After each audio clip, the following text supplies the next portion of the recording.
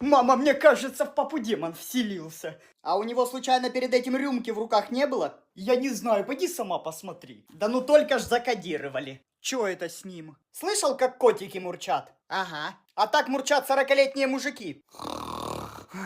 Подъем, компрессор!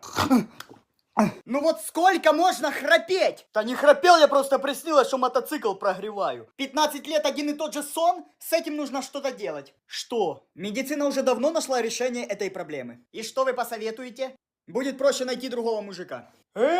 Либо хирургическое вмешательство. Отрезали мне мои бубончики. Чувствую себя котом кастрированным. Успокойся, тебе просто удалили гланды. Помогло. Ну, наконец-то, сладкий сон.